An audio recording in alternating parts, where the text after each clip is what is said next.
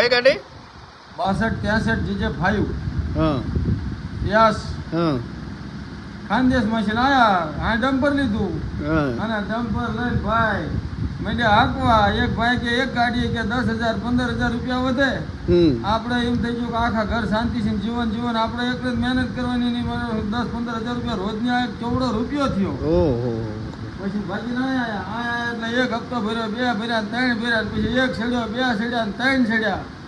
પછી ભનકાએ રેલવે ફાટે ગારે ઠોકી 1.5 લાખ રૂપિયાનો તોડ. ખનીજ વાળાને પકડે 1 લાખ રૂપિયાનો તોડ. પછી મિલ્યા સડવા, પછી હપ્તા છેડ્યા ને દંડાઈ ભર્યો ને મરી ગયા. પછી ધીરે ધીરે પછી ગાડી લઈને ભાગ્યા. પછી હમાલી મિલ્યા કરવા, ડમ્પર હાથે ભર્યું, પેલા હાથે ખાલી કરવી. એટલે કોઈ વાડે ચડીને લેવાય ખરું? નવસારી ગયા, નવસારી ભરવાડે બાટની દઈ દીધી. 62 63 GJ5 કે નવસારી હાલે. નવસારી છે ભાગ્યા ઝઘડિયા કોરીમાં ખાલી દીધી. ઝઘડિયા કોરીમાં હાલ્યા. ઝઘડિયા કોરીમાં બાટની ખાઈ ગયા. છે પછી કબાડી કરી નાખી અંકલેશ્વરમાં. ડાગલો તમને આપ્યો, ટાયર બીજાને આપ્યા, એન્જિન બીજાને આપ્યું, ભાખરો 70,000 નો તૈયાર કર્યો ને હગા હાથે તોલ નાખે પકડાઈ દીધી.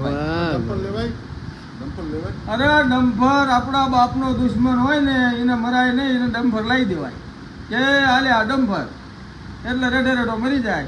બાકી સાળો રોગ કરાય ભાઈ. શાંતિથી રોટલો ખાવો તો ભીનું બકરા લાવો, ભેંસ્યું લાવો, ગાયું લાવો, એની વાય છે ને ટાંગા તોડો આવે, એની માને વેસું રાતે આવે શાંતિ છે હોઈ રહે. હવાર ઉઠીને કહેવાય કે તાળે ભરીને દૂધ લાવી ની માને વેસે. વાહ મગા ઢોલા વાહ.